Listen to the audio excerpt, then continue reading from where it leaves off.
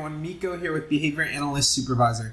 Thank you for joining us for our free Wednesday Zoom calls. Here you're watching on YouTube, but you could also join us on Wednesday. If you're interested in the link to these calls to join live, feel free to send us an email at info@behavioranalystsupervisor.com. You can also just check out our Instagram. We post questions every single day on Instagram. We also post the link to our free Zoom calls.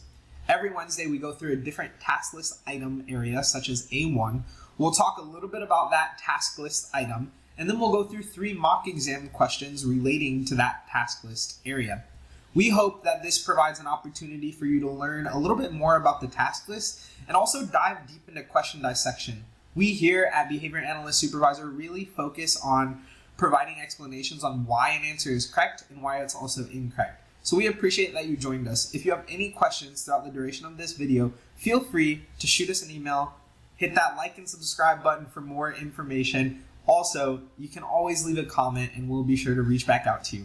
Thanks again, and I'm Miko with Behavior Analyst Supervisor. You'll also be hearing from Amy and Kevin.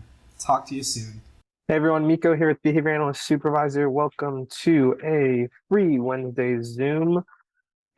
Today we are going to be going through the different types of functional analyses. So it's a part of the FBA process.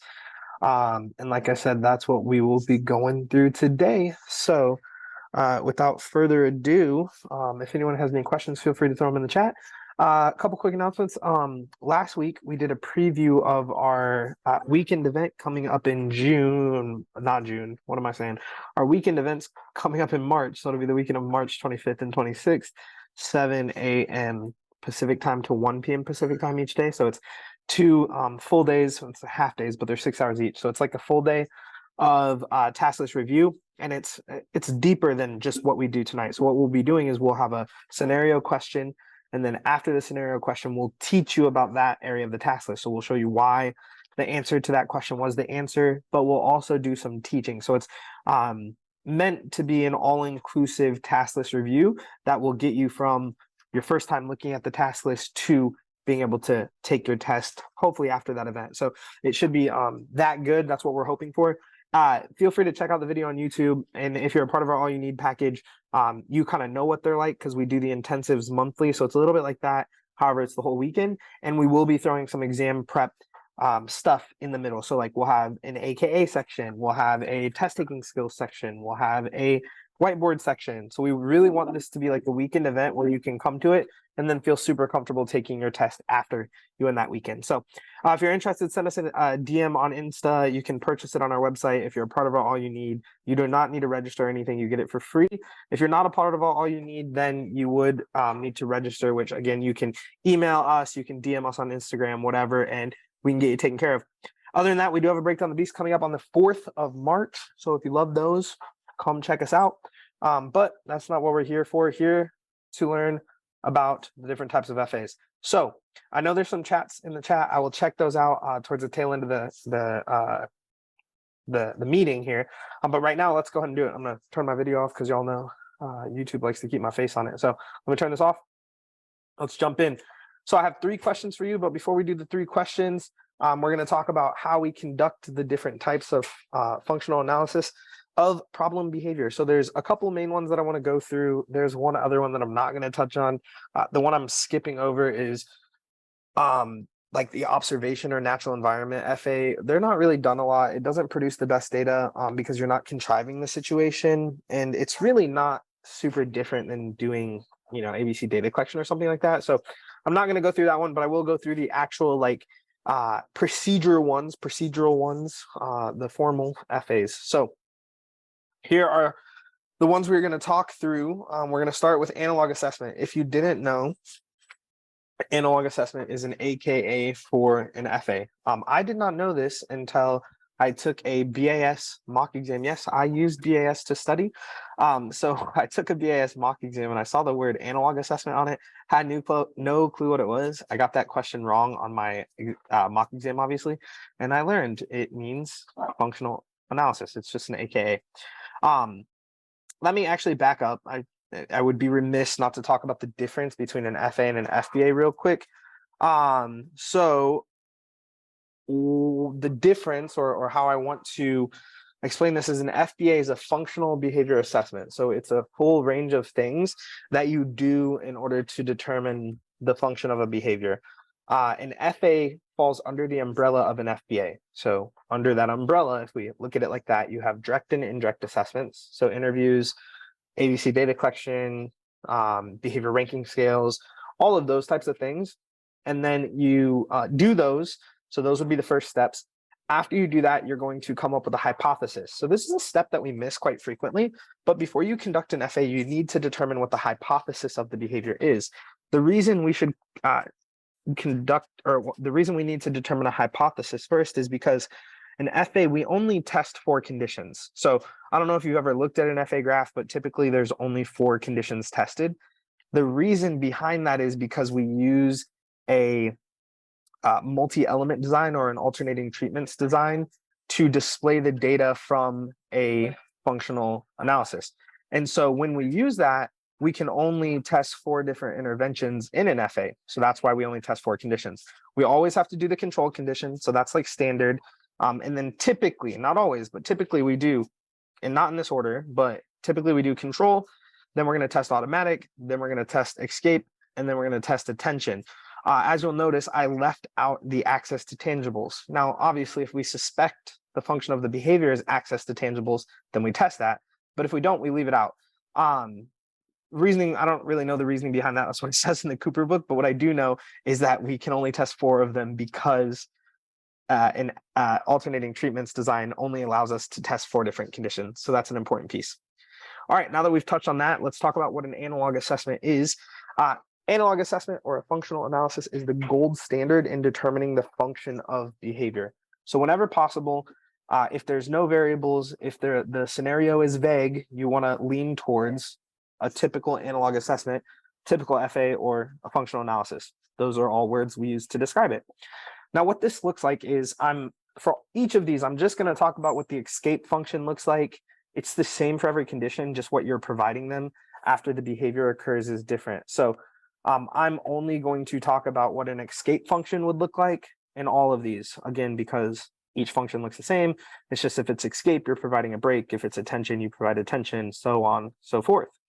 So in the escape function of an analog assessment, first off, that condition usually lasts about 20 minutes. It could be 15, whatever. There's not like a set criteria, but it's anywhere between 10 and 20 minutes typically per condition in a standard analog assessment. So during those 20 minutes, what you're going to be doing is you're going to be presenting the establishing operation first. What that means is I'm going to be presenting demands if it's the escape function. So demand, demand, demand. I'm not providing any reinforcement when they comply with the demand. I'm just placing another demand.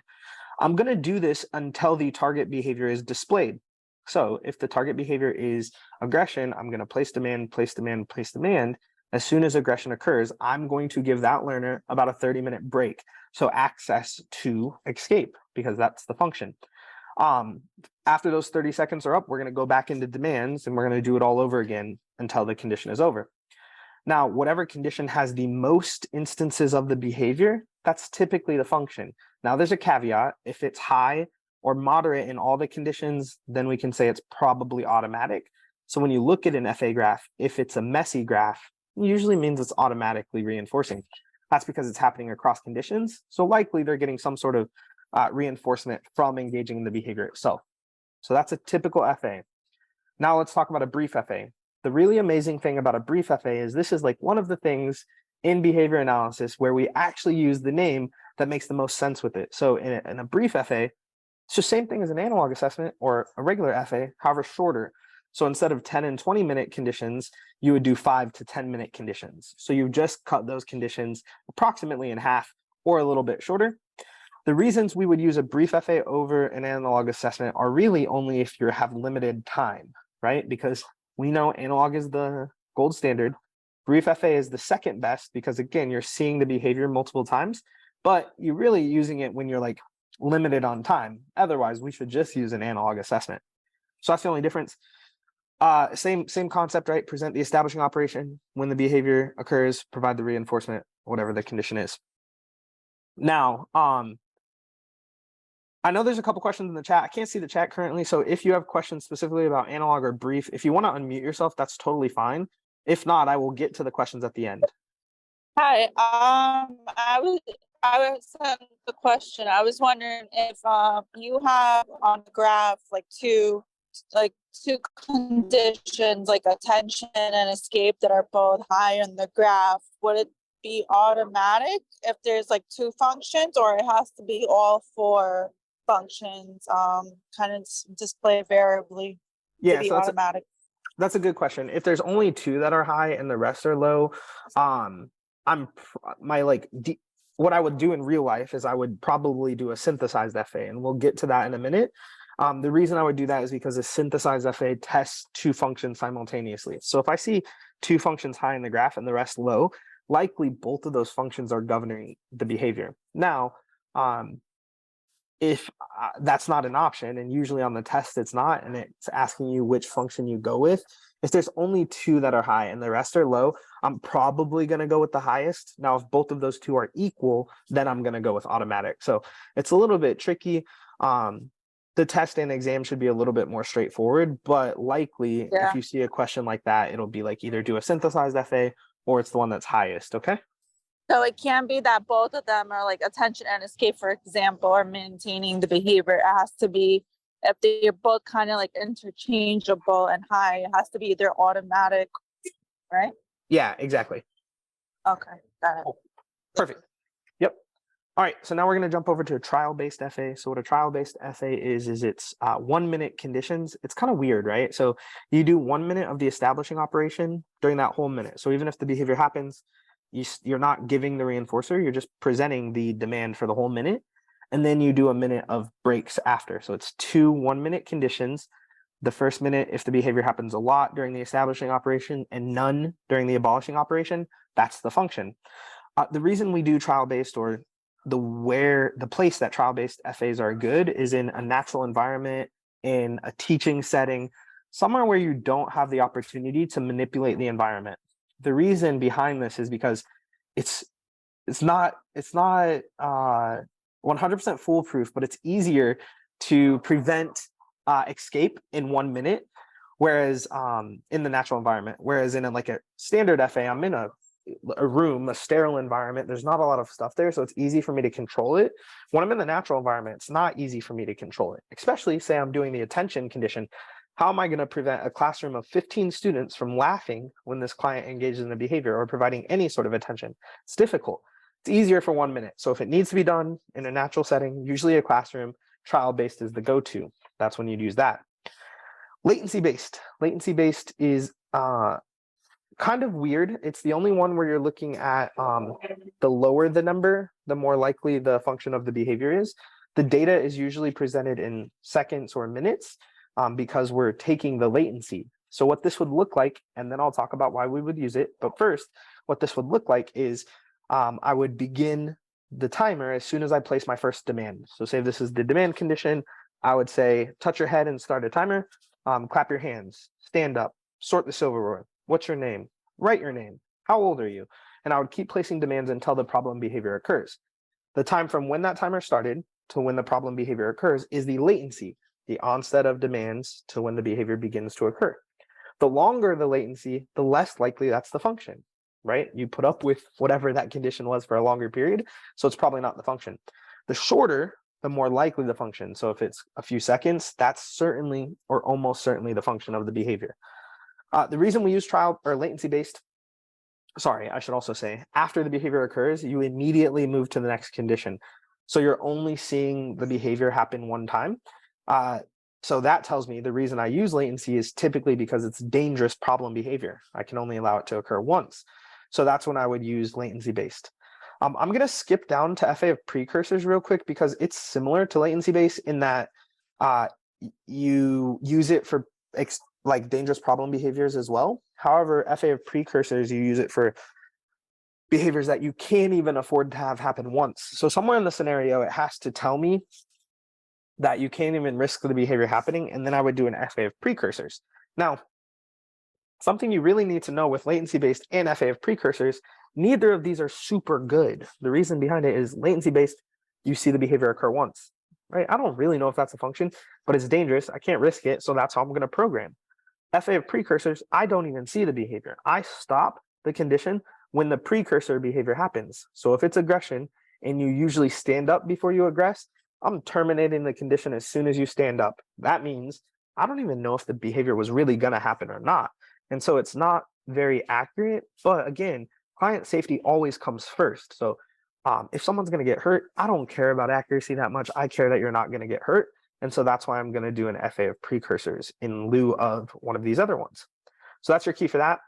Now last, this is a synthesized FA. It has an AKA, it's called the ISCA, Interview Informed Synthesized Contingency Analysis, or a synthesized FA. Synthesized FA is a new wave, the Cooper book. If you studied for the 4th edition, or if you have the old edition Cooper book, I think it's the 2nd edition, you're not even going to have the ISCA in it. If you have the newer 3rd edition Cooper book, you will. So this is like brand new. First set of research came out around like 2012, 2014. It's Dr. Greg Hanley out of Atlanta. Dr. Hanley is doing some absolutely amazing stuff. If you haven't heard of him, you will. And I would recommend you research him now, because this is going to be the future of what we do. Currently, and on your test, you should know that analog FA is the gold standard. In the future, my hypothesis is that the synthesized FA is going to be the gold standard. It's much safer. You're using interviews to really inform it. You're testing multiple functions at the same time. It's the only FA that tests multiple functions simultaneously. You're only testing the functions that you think are governing the behavior, because you're using so many interviews to determine it before. So it's very, very safe. There's a low risk of anything happening. Now, the giant caveat currently, where we sit today on February 15th, 2023, the Cooper book says that a FA of precursors does not have a lot of research behind it. So we have to caution using them. I can't tell the future, but when the 4th edition Cooper book comes out, likely it's not going to say that. Currently it does, and you need to be aware of it, because we know we don't always use things that don't have a lot of research. So this is probably, if you get a question that says like you hypothesize the function has, or the behavior has 2 functions, that's your key. You're going to use the ISCA. So sweet. We're a little bit strapped for time, so I'm going to try to go quickly through these questions. I didn't realize it was going to take me so long to talk about these, but this is probably my favorite subject in all of ABA. So I love FAs. I think they're so cool. But let's go ahead and do a couple questions, and then I'll answer y'all's questions. So first, based on the data, what is the likely function of the behavior? So y'all can go ahead and look at the chart, and then you're going to tell me, is it attention, control, escape, or automatic? Just put A, B, C, or D in the chat, and then we'll go from there.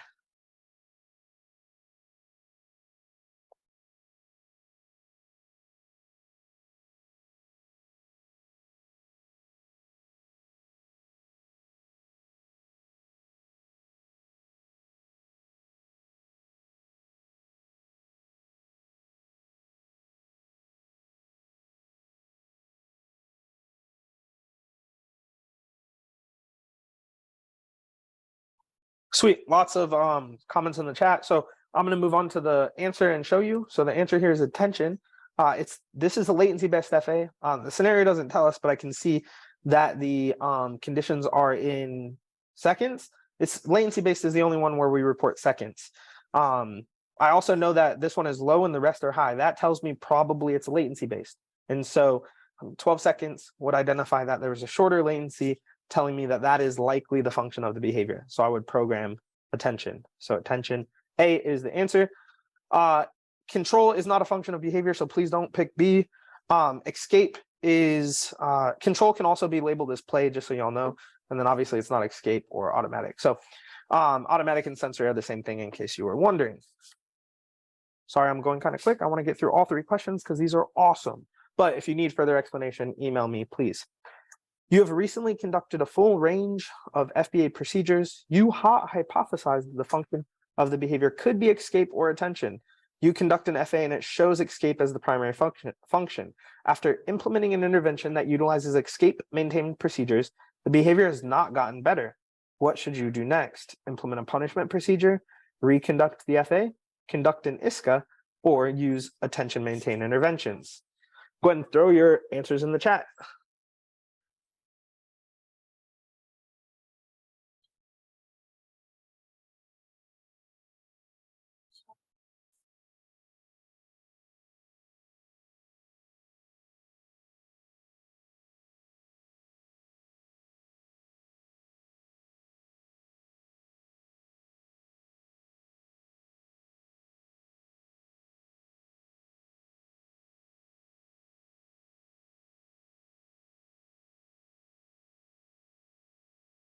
All right, lots of answers in the chat. So what we're going to do here is we are going to conduct the ISCA. So I will say, if this was the old edition of the Cooper book, then probably the most parsimonious answer would be D.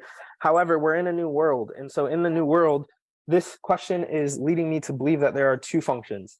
Could be escape or it could be attention. And so that's telling me there could be two functions. Probably I should have conducted an ISCA in the first place, but I didn't do that. So that's my fault as an analyst. Now that I didn't do that, I've conducted a regular FA. The regular FA is still showing two functions, but escape is a little bit higher. I implemented escape procedures. It didn't work. Next, what I'm going to do before I implement punishment, because clearly data here is telling me there could be another function. I'm not going to reconduct it because if I conducted it right in the first place, the data is going to be very similar.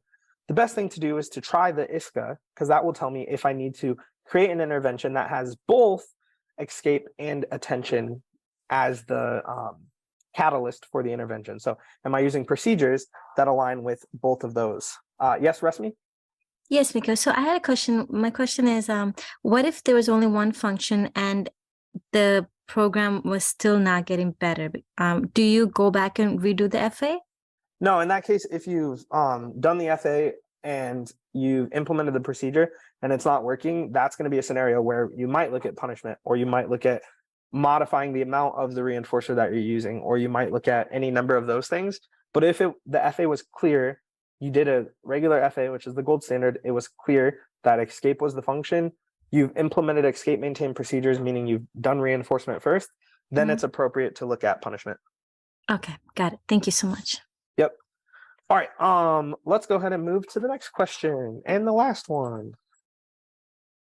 Emmett is a new client of yours. After conducting a range of FBA procedures, one second. After conducting a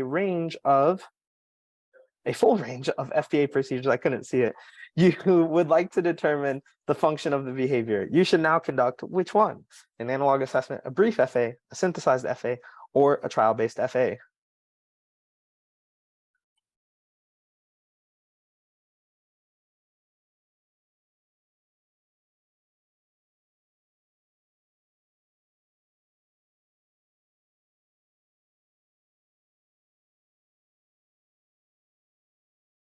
Sweet. So hopefully, and if you didn't, that's totally okay, but hopefully you saw that there's not really a whole lot of information in this scenario. When I don't have a lot of information, what we do is we do an analog assessment. It's the gold standard.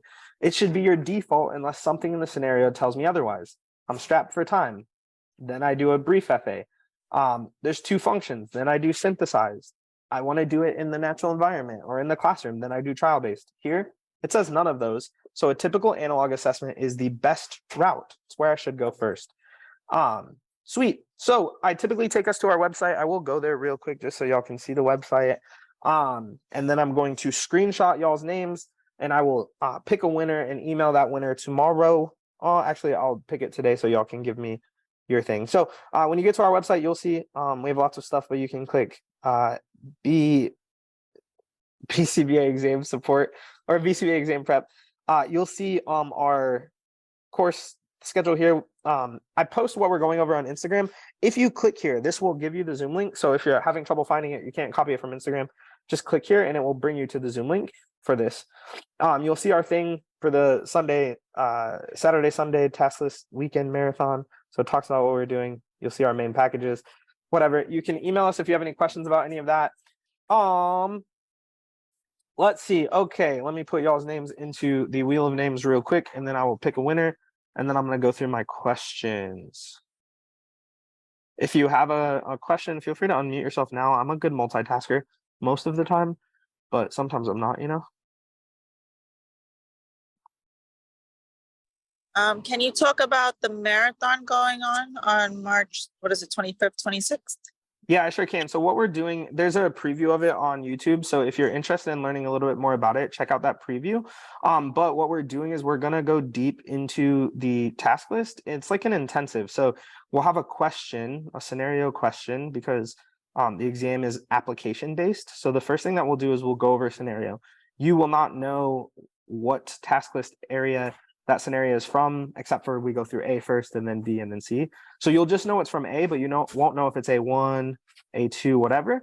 And then after we do it, I'll break the question down just like we do in Break Down the Beast. I'll give you some exam prep skills, and then we'll go into teaching of that task list area. So you'll see how it relates to A1 and why the answer is what it is. So it's meant to be like an all-inclusive weekend to prepare you for your exam. We'll have an AKA section. We will have a like test taking skills section. We'll talk about the whiteboard, and then we'll have some time to answer any questions that you have. So it's really going to hopefully be able to prepare folks for the exam. And then again, you can check out the preview that is on YouTube currently. Hi, if you have a chance, may you briefly go over the brief FA? I missed the definition for it. Yep, no worries. So brief FA is exactly the same as a typical FA. The only difference is that instead of doing 10 to 20 minute conditions, you're only doing 5 to 10. So exactly the same, just a little bit shorter. So that's what that is. My winner tonight is my video's off. Is this person still here? Hold on, let me make sure they're still here. Fanny, Miss Fanny, you are our winner. Yeah. Do you have an account with us? Yeah, I think I had one. If it stays from like when I originally had one. Yeah, but, can you are you driving?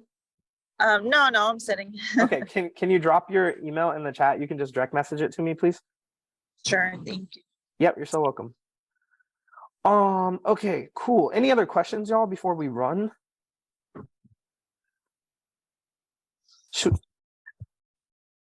Sweet. So if you do have questions, email us info@behavioranalystsupervisor.com, miko@behavioranalystsupervisor.com. I will be posting this video to YouTube on Friday, so you'll see this on Friday. All of our other ones are on there as well. I hope this is helpful as always. And for those of you that are here, if you're interested in the weekend thing or any of our other products, send me an email and I can hook you up with a 10% discount just for being here today. So if you're interested in that, just DM me on Instagram and I can give you, I think we have a 10% code. If not, I will just put the thing in your account and then have Kevin invoice you for the discount. So if you're interested, feel free, just DM us before you purchase anything. Miss Fanny, you want a free mini mock. So we have a mini mock that we give away on these days. So it'll be in your account under tests. And if you don't have an account, I'll create one for you and then I'll email it to you. So again, if anyone here is interested in anything, just send us an email and I'll hook you up with a 10% discount. So I appreciate y'all and I hope to see y'all next week. Bye, everyone.